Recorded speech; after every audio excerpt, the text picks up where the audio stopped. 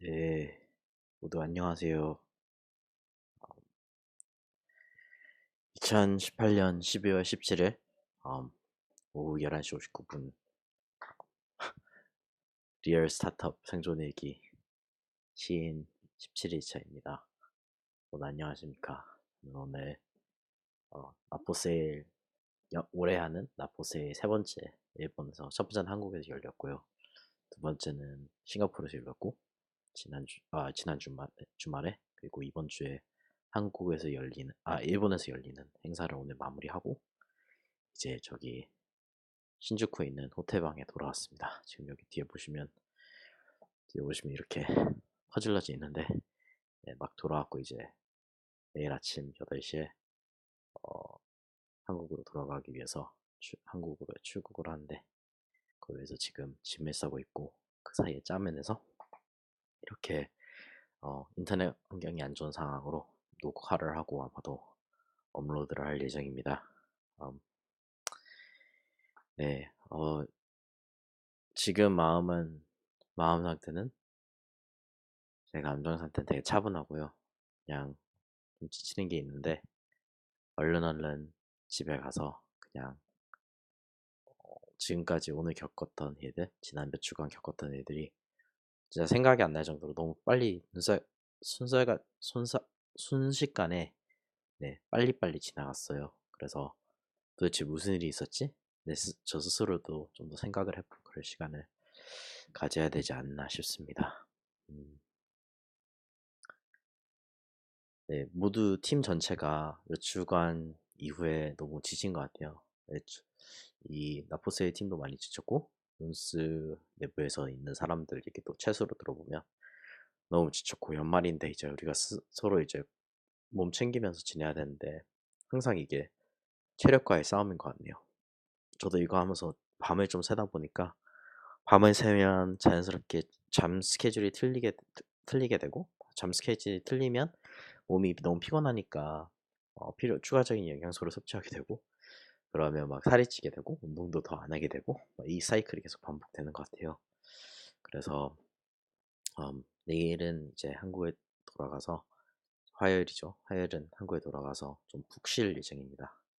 어떻게 할지는 아직 어떻게 잘하면 잘 쉴 수 있을지 고민 중인데 좀 쉬고 그 다음에 수요일부터 또 다시 어떤 일을 해야 될지 고민을 하고 난 뒤에 아마도 할 생각이에요.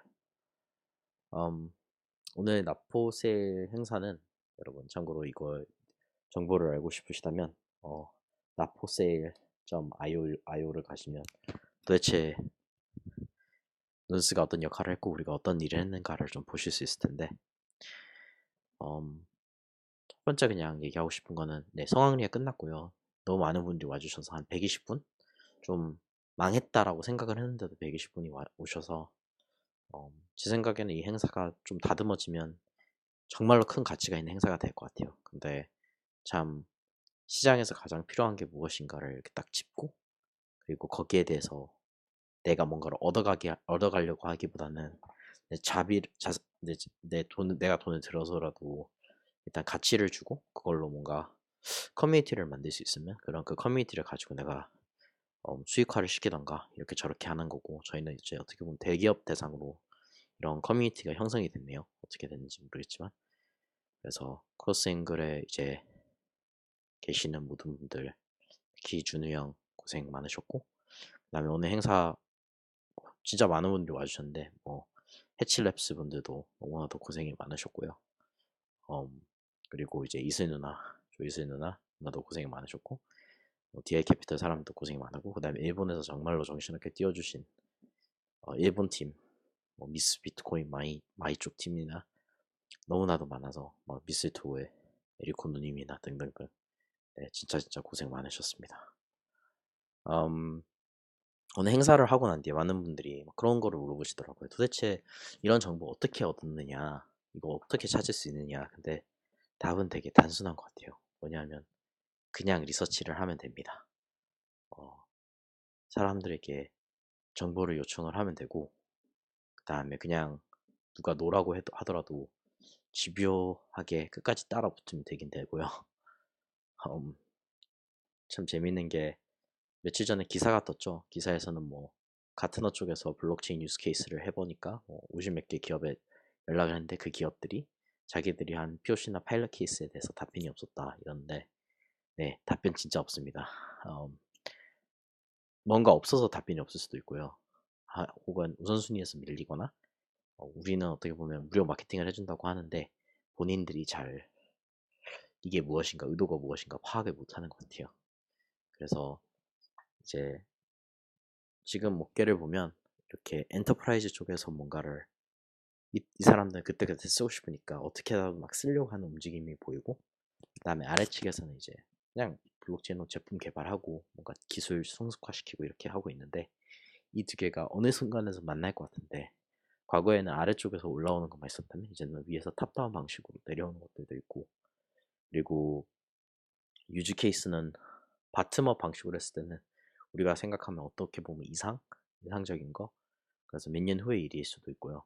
위에서 내려오는 거는 작지만 몇 군데 적용을 할 수 있으면 그래도 그게 좀 그래도 이건 유의미하지 않는가 이런 거를 어떻게 기업들 대상으로 잘 소통을 해나가고 기존에 있는 비즈니스들도 이제 자기의 마인드를 바꿀 수 있는 그런 기회가 되지 않나 싶습니다.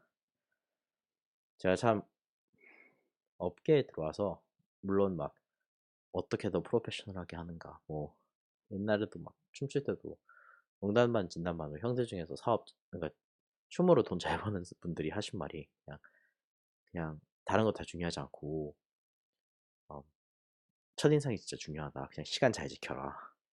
이런 말씀을 하셨는데 네, 기본적인 건 다 같은 것 같은데 저는 사실 여기 들어왔을 때 너무 아직도 그렇고 너무 무지해요. 금융이나 컨설팅 백그라운드에서 오면 진짜 뭐 많은 것을 안다고 하는데 저는 그런 거에 관심을 가져본 적도 없고 아직도 잘 모르고 제품 개발 사이클도 잘 모르고 시장에 대해서도 잘 모르고 컨설팅에 대해서도 잘 모르고 네.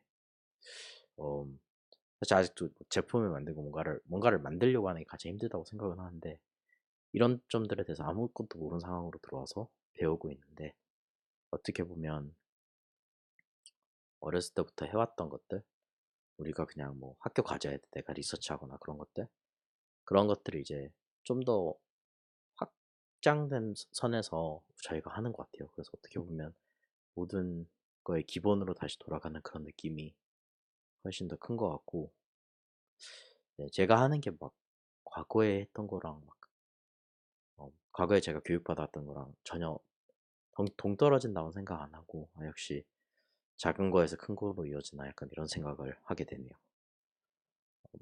오늘 이제 행사를 했던 곳이 라이풀이라는 기업이에요. 그래서 네, 라이풀이라는 기업이 진짜 이번에 깨달은 게 일본이 어, 부동산에서는 진짜 선두주자가 맞습니다. 여기 와서 빌딩들 하나하나가 진짜 무슨 울트라맨이나 고지라에서 나올 듯한 약간 툭 치면 넘어질 것 같은 그런 카드보드로 만들어진 그런 거 있잖아요. 그런 뭐 그거는 일본 스타일이라고 하지만 오늘 이제 라이플이라는 저도 몰랐지만 부동산 기업의 그런 행사장에서 일을 했어요. 그 행사를 했어요. 근데 이 행사장 안에가 약간 모듈러한 인테리어여서 이게 벽들이 이렇게 슬라이딩 할 수 있는 벽이 있는데 이게 원래는 회의실이 한 세네 개가 되는 건데 이 중에서 세 개를 합쳐가지고 약간 100 몇십 명이 들어갈 수 있는 그런 공간을 만들고 나중에는 벽을 다시 세우더라고요. 그리고 거기에 딱 맞게 그 굴릴 수 있는 책상들이 있고 의자들이 있고 이런 거가 있었는데 너무 신기해서 막 저도 보면서 막 와 이거 다 사진 찍고 오고 다른 분들도 막 야 논스에서 이거 하세요 이렇게 해가지고 저도 몰랐는데 그냥 보면서 그리고 이분들이 막 저희처럼 극단적으로 막 도시 계획을 하면서 이제 부동산의 가치를 어떻게 올릴 것인가 이렇게는 생각을 하지 않지만 기본적으로 모두 다 부동산에 관심이 너무 많고 오늘 얘기했던 기업분들이 그리고 이분들이 어떻게든지 일단 부동산은 일단 정보 비대칭이 가장 큰 페인 포인트 같다 해서 블록체인 위에다가 그래도 부동산에 기록을 하고 그 다음에 어, 부동산 관련된 내용을 해가지고 네, 저희가 이것을 이제 어떤 식으로 표준화를 시켜서 그래서 어, 이거를 블록체인에 어떤 식으로 부동산에 관련된 정보나 아니면 관련 문서를 우리가 올릴 수 있는 거 이런 고민에 대해서 오늘 진지하게 얘기를 나눌 수 있어서 진짜 부동산 쪽에서 너무 재밌었습니다. 오늘 음, 네, 오늘 행사에 가서 가장 기억에 남는 분이 있다면 이제 에리코 수즈키라는 어, 아줌마가 있어요. 네, 이 아주머니가 정말로 대단한 분이세요. 일단은 프레스코라는 이제 핀테크 쪽에 투자하는 샌프란시스코 기반 그쪽의 VC에서 일을 하고 계시고 동시에 미스토라는 임팩트 펀드에서 일을 하고 계신데 미스토가 이제 순정이 동생인 타이조선이 운영하는 임팩트 펀드예요.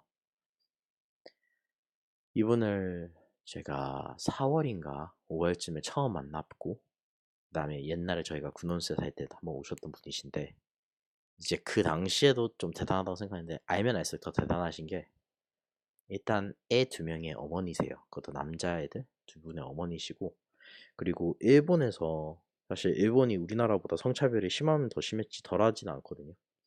근데 거기서 정말로 이렇게 전문 프로페셔널하게 애도 딸린 상황에서 일을 하시는 걸 보면서 너무 존경스러운 거예요. 진짜 이런 분이 일본을 탈탈 털어도 도대체 몇 분이 나올까 이런 생각이 드는데 또 이분이 글을 쓰셨어요.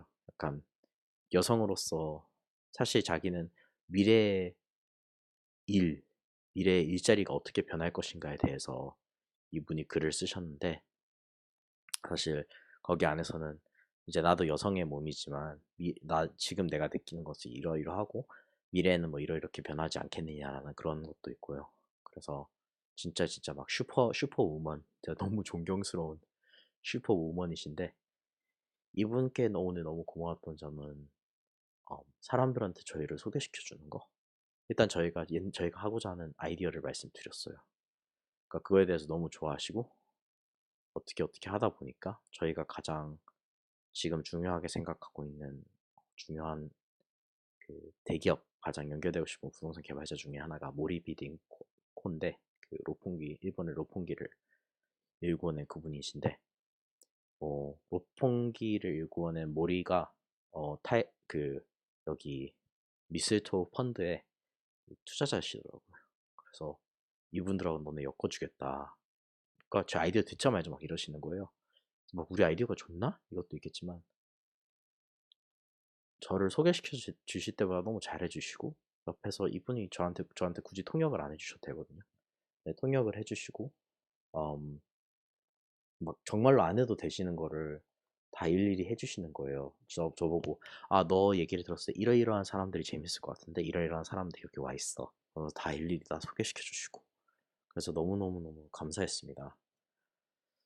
제가 아까도 말씀드렸듯이 전 너무 무지했어요. 아직도 무지하고 배워야 할 것도 너무 많고 막 VC가 무엇을 하는지, 엑셀러레이팅이 무엇인지, 인큐베이팅이 무엇인지, 네트워킹이 무엇인지 뭐 이런 거를 전혀 모르는 상황에서 업계에 들어왔거든요. 진짜 저는 용기 있는 게 훨씬 더 중요하다고 생각을 하는데 물론 이런 것들을 제가 평소에 관심을 더 가졌다면 좋겠지만 저는 이거를 모르는 대신 다른 거를 알지 않나요? 그래서 이걸 빨리빨리 배우면 되는 거고 그런데 참 이 아주머니를 아주머니라고 하는데 사실 이 누님을 뵈면서 누나를 보면서 에리코 누나를 보면서 제가 느끼는 게 어, 먼저는 나도 좀 더 나이가 들었을 때 나도 이런 사람이 되고 싶다. 너무나도 본받고 싶은 사람이다. 이런 거를 느끼고 그 다음에 또 반대쪽에서는 나도 할 수 있구나. 이런 것들을 나도 하고 있었구나. 그런 거에 대해서 그런 점에 대해서도 용기를 좀 얻었습니다. 새로운 거를 배우는데 제가 바보라고 느끼는 거는 괜찮은 것 같아요.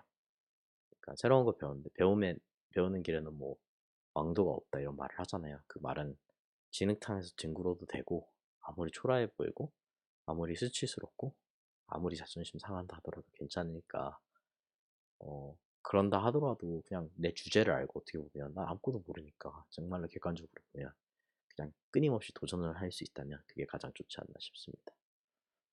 일본 행사에 와서 또 느낀 거는 언어적 장벽이 진짜 커요. 한국도 크다고 느끼고 중국도 크다고 느끼는데 일본인들의 마음을 사기 위해서는 진짜 일본 문화도 이해 잘해야 되고 일단 언어를 잘해야 돼요. 그래서 오늘 이후로 좀 심각하게 생각하기 시작한 게, 우리가 일본이 부동산 리더고 이 사람들한테 우리가 배우기 위해서 이 언어적 장벽을 어떻게 극복을 할까? 이거에 대해서 고민을 좀 하기 시작했거든요.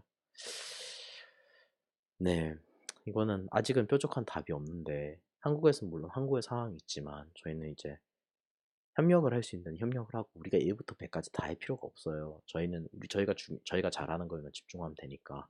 그래서 우리의 미션을 믿고 우리의 비전을 믿는 사람을 찾으면 되는데, 이거를 어떻게 할지에 대해서 좀 고민을 좀 해봐야 될 것 같습니다. 음,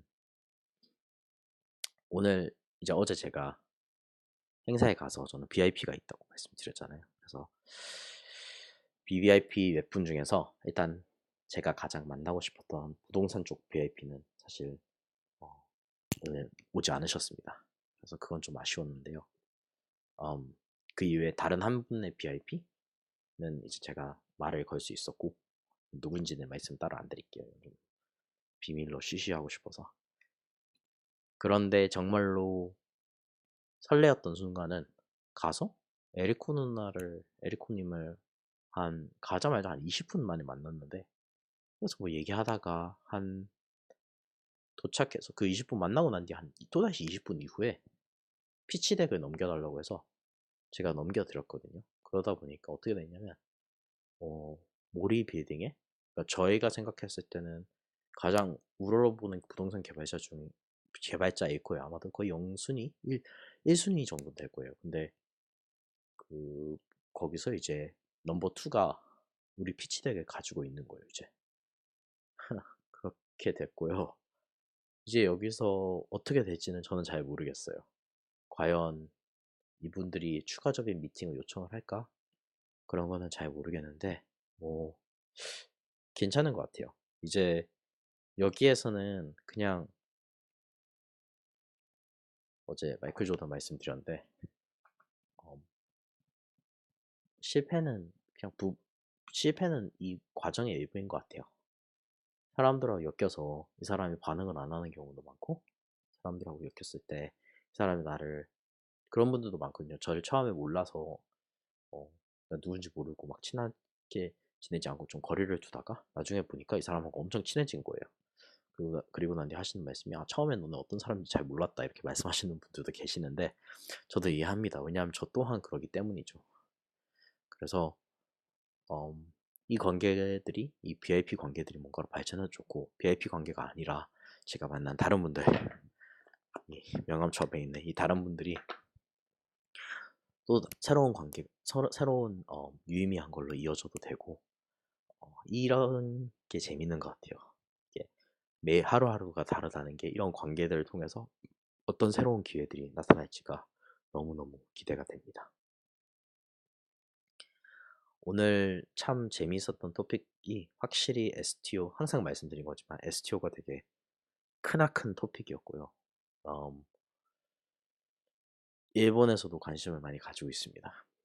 그래서 일본에서 이제 증권형 토큰에 관심을 가지는 금융 쪽에도 많고, 어떻게라도 POC를 하고 싶은데, 음, 일본과 우리나라의 업계에 약간 차이가 있는데, 이거는 추후에 설명을 드릴게요. 이 끝부분에 설명을 드릴 텐데, 그런 차이를 잘 건드다 보면 뭔가 재밌는 것들이 많이 일어날 수 있을 것 같은데요.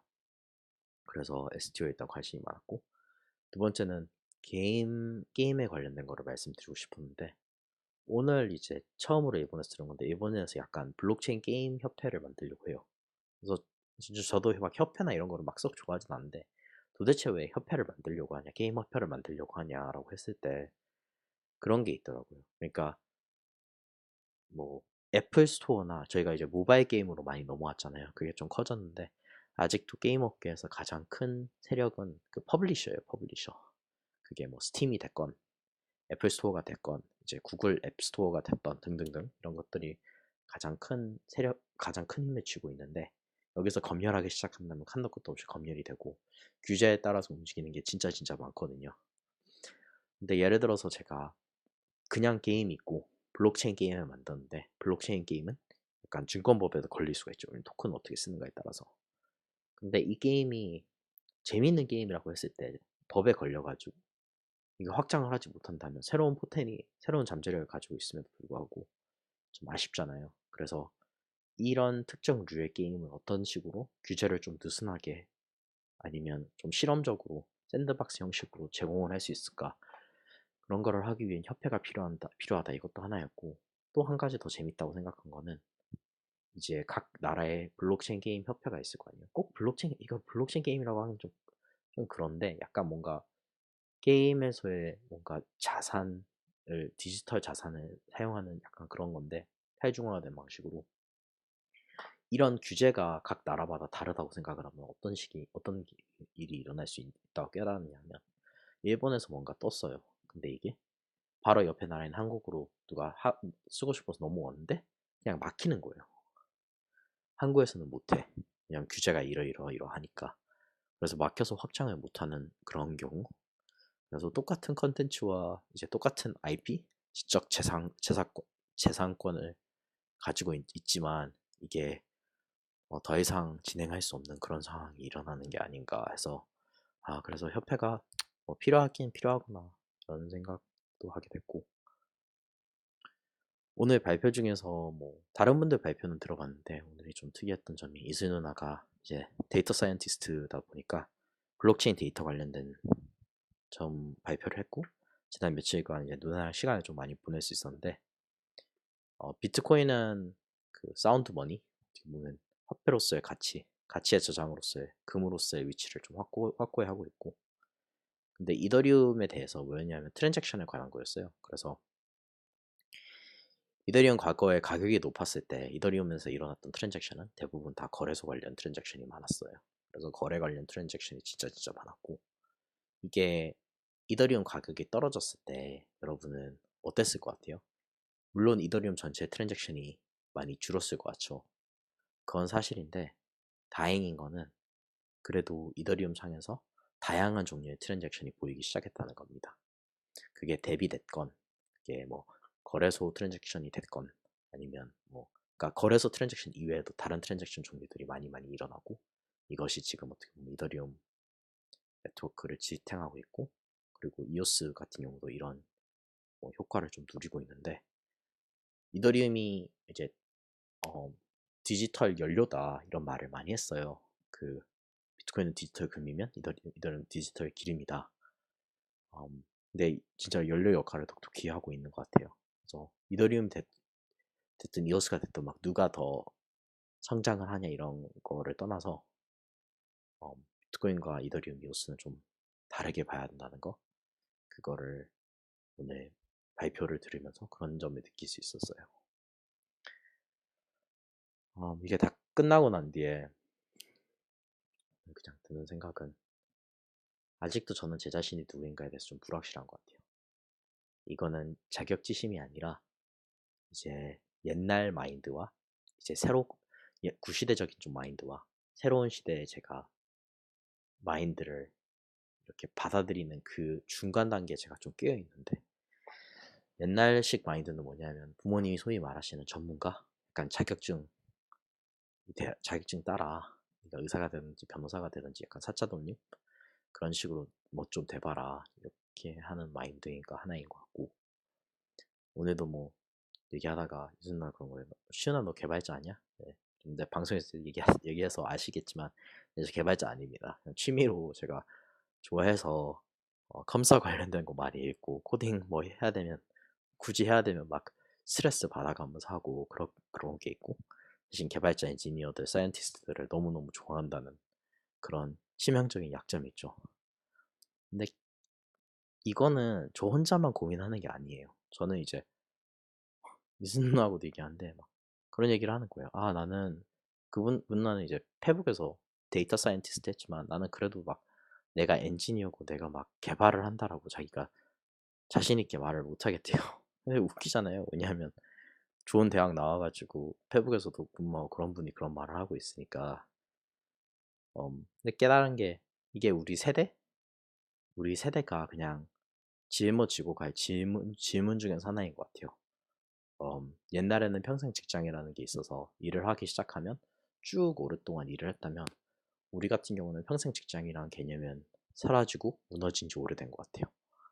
음, 하는 일도 많이 변할 거고 그때그때 일에 따라서 나한테 요구되는 스킬도 달라질 거고 그런데 다행인 거는 저 혼자서 이렇게 느끼지 않고 지금 우리 세대 저나 아니면 저보다 아래 세대는 좀 더 이거에 대한 거부감이 좀 덜할 수도 있는데 어차피 이렇게 살아야 될 거라고 우리가 생각을 하고 있다는 거 이런 점에서 비록 나는 내 일이 업무가 이거다 나는 이러이러한 사람이다라고 확실하게 말은 못하지만 지금 이 상황이 괜찮고 저는 그래도 만족을 한다라는 생각을 하게 됐네요.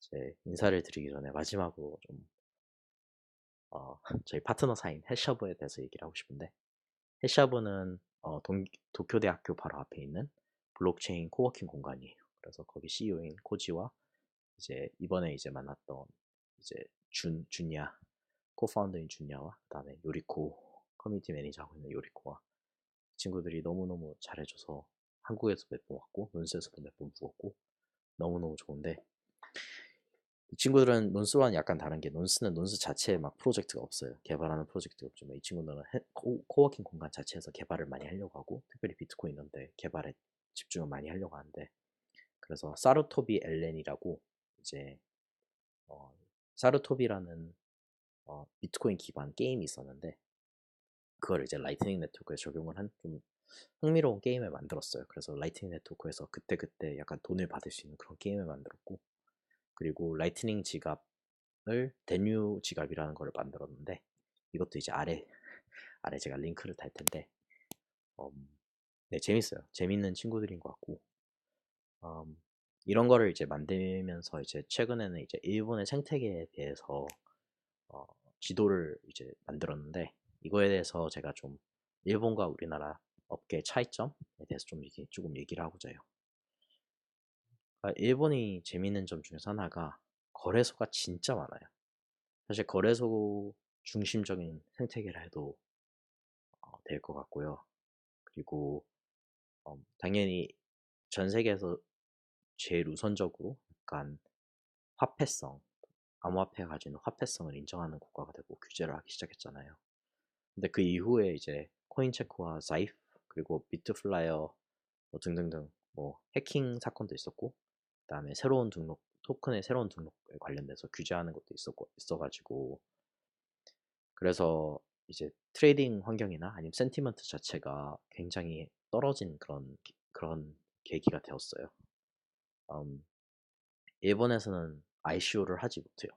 이거는 다 알고 계실 건데 그러다 보니까 이제 일본에서는 사실 어떤 토큰들이 트레이딩이 될 수 있고 이제 퍼블릭 공개적으로 이제 일반 사람들이 살 수 있는가에 대해서는 좀 제한적인 게 많아요.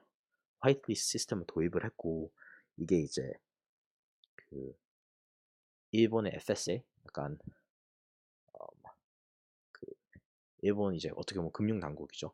금융 당국에서 그 산업협회를 만들었는데 그 사람들이 이 화이트리스트를 관리를 하거든요. 근데 누가 여기에 들어오고 누가 여기에 빠지는가에 대해서 좀 애매모호한 게 많아요. 진짜 뭐 몇십 페이지 보고서 써야 되고 좀 관료주의적인 게 좀 많은 걸로 알고 있는데 음, 그러니까 여기서 이 리스트에서 좀 빠져 있는 것 중에서 하나가 뭐 예를 들어 이오스 같은 경우는 없거든요. 근데 뭐 리스크는 있고 이게 좀 타이밍 같은 것도 있는데 어, 여기 이 리스트에 화이트 리스트에 포함되지 않는 것 중에서 하나가 뭐 프라이버시 코인, 지켓이나 모네로나 대시 같은 경우 일본에서 거래되는 건 불법이에요. 좀 신기하죠?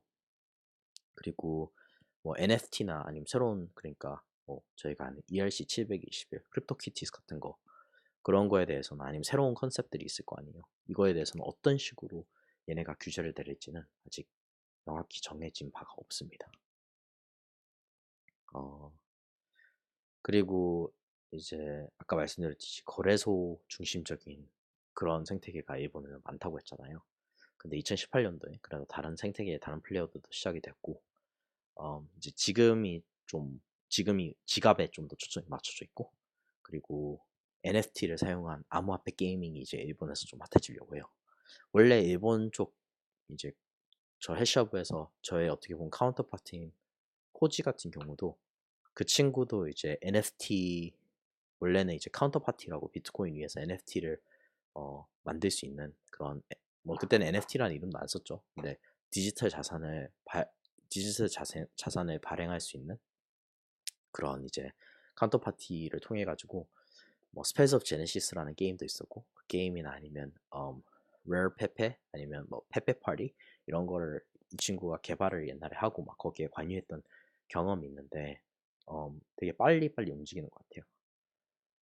그리고 뭐 일본에서는 이제 비트코인 라이팅 네트워크 개발하는 친구, 나요타 이런 친구도 있고, 레어엑스, 체인토프, 크립토 이코노믹스 랩 이런 친구들은 프로토콜 개발이나 비트코인 이더리움이나 새로운 블록체인에 대한 리서치를 하는 것도 꽤 많고, 교육에 관련된 거 리서치하는 친구들, 뭐 프로토콜 개발하는 친구들, 게임 관련된 친구들, 뭐 네, 코워킹 스페이스와 인큐베이션 하는 친구들 이런 것도 많아요. 제가 이거 링크는 다 아래 둘 테니까 한번 시간이 되시면 한번 살펴보시기 바래요. 마지막은 이제 암호화폐 커뮤니티인데 어, 일본에서 가장 강력한 그런 커뮤니티는 비트코인, 이더리움, 넨, 모나코인 그리고 비트코인 캐시 이렇게 있어요. 비트코인 캐시는 뭐 라저 뷰어가 있어서 그럴 거라고 알고 계실 텐데 네, 비트코인과 라이팅 네트워크가 일본에서 확실히 관심이 많고 우리나라에서는 전혀 관심이 없는 거에 비하면 좀 다르죠. 이더리움이 이제 가장 아무리 그래도 개발자나 가장 크고 가장 활발하고 가장 큰 개발자 커뮤니티를 가지고 있고요. 이오스나 코스모스 같은 새로운 블록체인 저희가 봤을 때 막 그렇게 새롭진 않은데 새로운 블록체인에 이렇게 전향을 할 그런 조짐이 보이고 물론 일본에서는 이것들이 합법화되지는 않았는데 하지만 개발을 하는 것을 막을 수는 없으니까 그런 트렌드가 있습니다. 넴 같은 경우는 여기 이제 어떻게 보면 일본의 그 과학기술 관련해가지고 우리나라에 이제 어떻게 보면 과학기술 부서 정부에 있겠죠. 그런 쪽에서 이제 프라이빗 블록체인을 만드는 넴이 도움을 좀 줬어요. 그래가지고 이제 넴이 좀 정부의 지원을 좀 많이 받았고 모나코인이라고 재밌는 게 있는데 이게 일본 도지코인이에요. 근데 2014년부터 시작을 했고 로컬한 암호화폐로서는 좀 재밌는 것 같아요. 우리나라에서는 아직 우리나라는 도치코인도 뭐 그냥 투자로 생각을 하는데 약간 사람들이 믿어가지고 좀 장난스럽게, 익살스럽게 만든 그런 토큰이 없는데 그것이 일본에는 있다는 거. 그리고 뭐 리플 같은 경우도 꽤나 큰 이제 꽤나 큰 커뮤니티가 있는데 우리가 지금 인지하고 있는 그런 건 없다고 합니다. 그런 막 엄청난 개발자 커뮤니티나 그런 게 없다고 하고 그냥 투자적인 측면에서 사람들이 즐기고 있는 그런 거라고 합니다. 네, 그래서 이게 그냥 일본과 저희의 큰 차이점인 것 같아요. 그리고 이런 규제를 세팅을 하고 이런 규제 환경을 제공을 했을 때 우리가 여기서 어떤 식으로 나아갈지는 이제 또 새로운 개념인 것 같고 저도 이제 되게 기대가 많이 되는 바이긴 합니다. 음, 진짜 모든 게 새로워서 너무너무 재밌는 그런 어, 여행이었고 사실 한 나라나 한 시장만 해도 진짜 막 배울 게 많은 것 같아요. 그리고 평생 해도 끝이 없는 것 같아요. 새로운 업데이트도 계속 나오고 만약 전문성이라는 게 있다면 그 전문성은 뭐 너는 개발자야 뭐야 이런 것도 있겠지만 특정 시장에 대해서 너는 이 시장을 제대로 이해하고 있어? 이런 것도 있는 것 같고 제가 깨달은 거는 우리나라 선진국 맞다. 여러 측면에서 선진국이고 블록체인 측면에서는 뒤처지는 게 있다라고 말은 하지만 또 일본에 비교해서 봤을 때는 우리 잘하고 있는 것 같고 선두를 잘 지키기 위해서 더 좋은 규제가 좀 통과됐으면 하는 그런 마음을 일단 가지고 있습니다. 이쯤에서 2018년 12월 17일에 시작을 해서 이제 12월 18일 날 마치는 시인 17일차 방송을 마치도록 하고요. 네, 벌써 2주가 약간 더 됐네요. 계속 이걸 해서 방송 1000회까지 꼭 채우도록 하겠습니다. 오늘은 네, 좀 푹 쉬고 그리고 수요일부터 무엇을 할지에 대해서 좀 더 고민을 하고요. 저는 부랴부랴 다 마무리할 거 하고 잠 좀 자고 다시 일어나가지고 공항에 가야겠습니다.